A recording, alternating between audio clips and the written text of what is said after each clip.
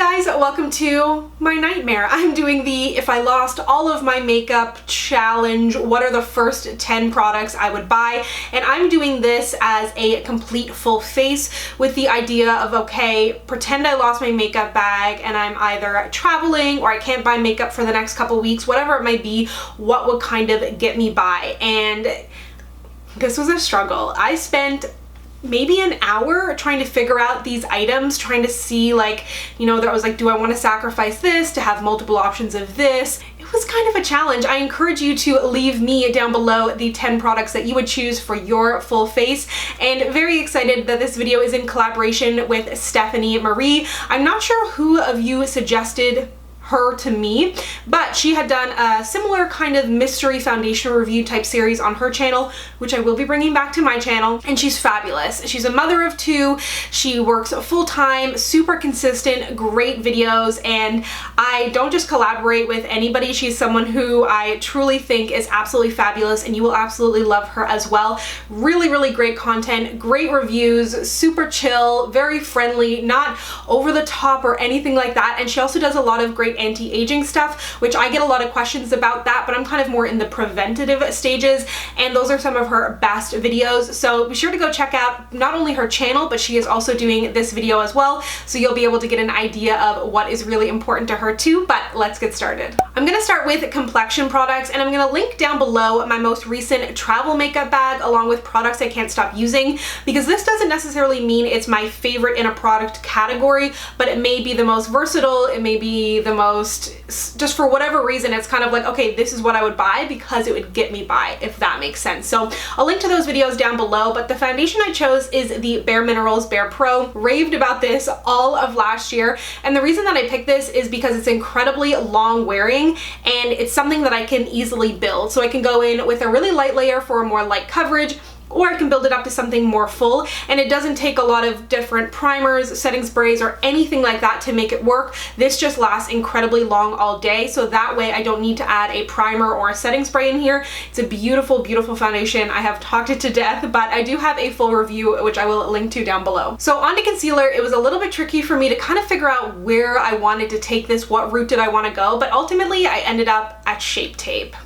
Predictable, I know, but for me, again, this is just very versatile. Although it is incredibly full coverage, super matte, I feel like I can get away with just adding a little bit and blending it out, and you get nice coverage, or I can go super hardcore and get a lot of coverage to match up with the Bare Minerals. So it might not necessarily be the most versatile, but in all honesty, it is a concealer that I've almost used up, which doesn't happen very often.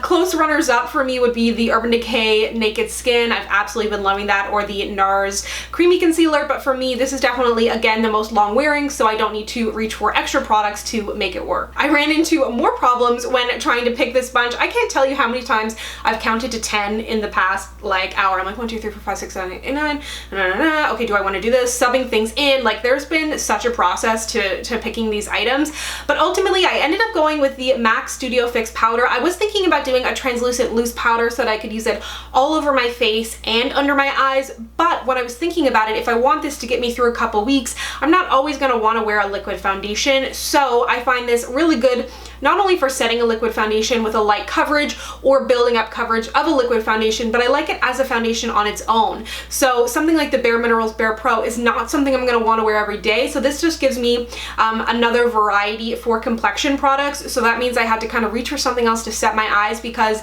I never use my like colored or kind of coverage face powder for my under eye area. Some people do, and I see them do it in their videos, and I'm like, how does that work? But I guess I do like to go quite a bit lighter under my eyes. So that is why I went for the e.l.f. Under Eye Brightening Powder. Super affordable. It's a really nice kind of brightening powder. I do find it comparable to the Kat Von D one, and a lot of the items I do have here are high end, and something like this under eye powder I think is really good and super affordable. So it kind of offsets the cost of having to purchase a few other high-end items. In choosing my blush, bronzer, and highlight, I really wanted to go for a palette, but what I've realized is the majority of face palettes in my collection anyways are limited edition from primarily holiday collections, or a lot of the more permanent face palettes out there don't have a bronzer that's suitable for my skin tone. I do have some blush highlight combinations, but again, a lot of those were limited edition, and in general, face palettes for me don't always work out. One that worked amazingly that I want to give kind of an honorary mention to, I guess, in case you come across it, because this is what I would have chosen, is the Smashbox palette from their holiday collection. This is one of the first holiday face palettes that's come out that I can actually use everything in it. I traveled with it over Christmas, which if I travel with something, that means it's great, but it has a bronzer, a contour, a true contour, a great under eye setting powder, 2 blush options, and a nice highlight. Is it the best highlight and blush I've ever used? Absolutely not. It's not my favorite shades necessarily, but I really did love it. I liked reaching for it. I didn't feel like constricted with it, but you can't buy it anymore, so it kind of felt stupid for me to mention it. So something that I recently tried that I actually really like and was surprised by the bronzer portion of it, because I hadn't used this assuming that it wouldn't work for this video because I wouldn't be able to use the bronzer, but the bronzer actually works. Really surprised. It is the latest from Too Faced, and it's their natural face palette. So I'm wearing the bronzer, the blush, and the highlight today. I actually did a little Instagram video, which I will link to down below if you want to see it in action, but I'm incredibly impressed by this. It is quite heavily scented.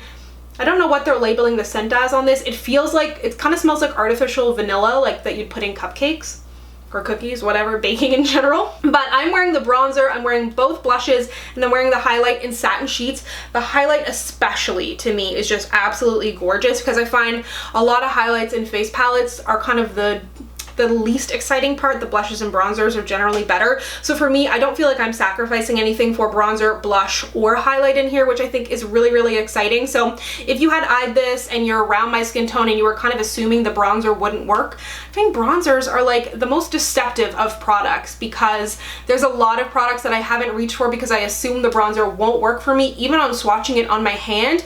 But I don't know if it's just my face is a lot lighter, or when you're building it up, whatever it may be. I gotta say, really impressed with this palette, and I'm glad I got it right before this video because it saved me. For the rest of the eye region, I decided to skip eyeliner and eye primer. In reality, I would use my Shape Tape as my eye primer. I think it does a good job. It's nice and matte, and I almost didn't even put an eyeshadow palette in here, but I kind of figured I would.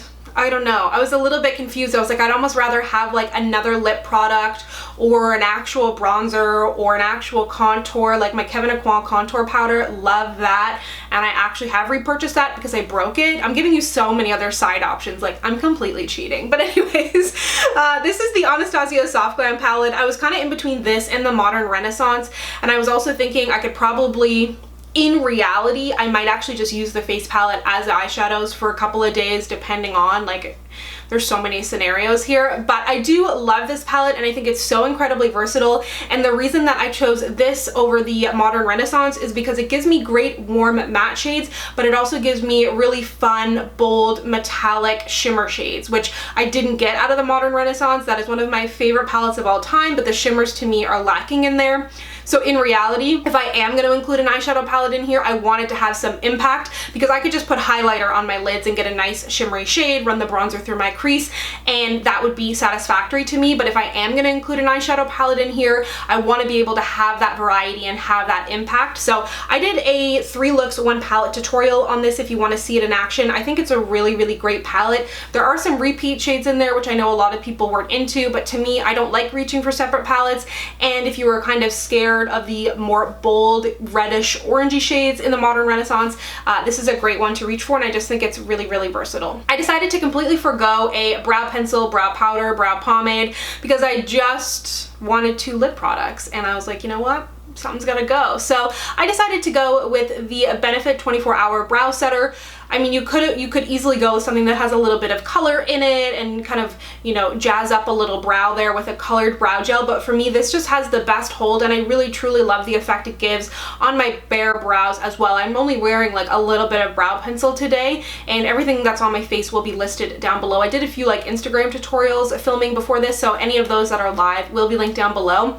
But this just gives really good hold. It adds a little bit of dimension to the brows, even though there's no color in there. Again, this is another another product that I have talked to death, but it kind of gives a little bit of a fluffiness. It adds just a little something more than the average brow gel in my opinion, and it has really, really good hold and really, really good lasting power, which is why I had to put it in here. For mascara, I decided to go with something from Essence. I love basically all of their mascaras, and this is one that I loved so much last year and I still continue to love. It is the Essence Lash Princess. This is the sculpted volume. They have two more. There's a green one and a pink one. I think those are all great. I love the Rebel mascaras. I love the ones that came out late last year that were like pink and purple. Those are really good. The ones that I don't like from Essence are in the really big thick tubes. Those are the only ones I don't like, but otherwise Essence mascaras are incredible. And you know, if you've lost your whole makeup bag, even if you are a high-end mascara lover, I recommend you try these because I think it can get a little bit overlooked.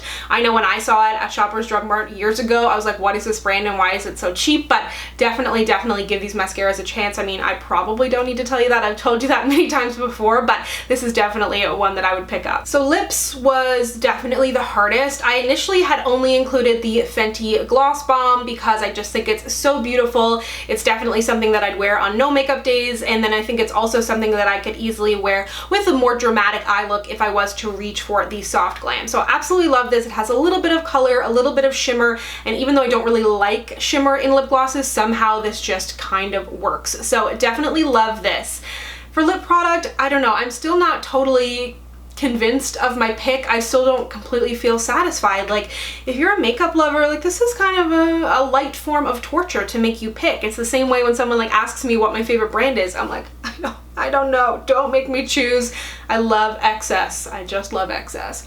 So this really, really makes you think, and I don't know, I still am not totally sure about this pick. I love it. Why am I building it up so much? It is the NARS Power Matte Pigment in Don't Stop. So I think a great red is just a really good thing for everybody to have. This shade is really long wearing. It's very beautiful. Every time I wear this, I get so many compliments on it, and it makes, someone told me my teeth were glowing last night when I wore this.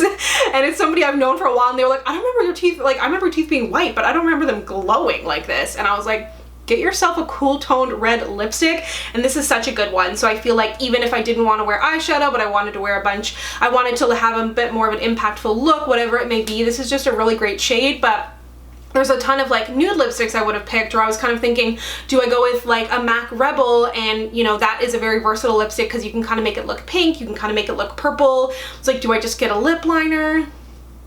It's really hard. So anyways, those are my 10. Plus like a bunch of other options that I mentioned throughout. Let me know down below what you would have picked. Are you surprised that something didn't show up in here?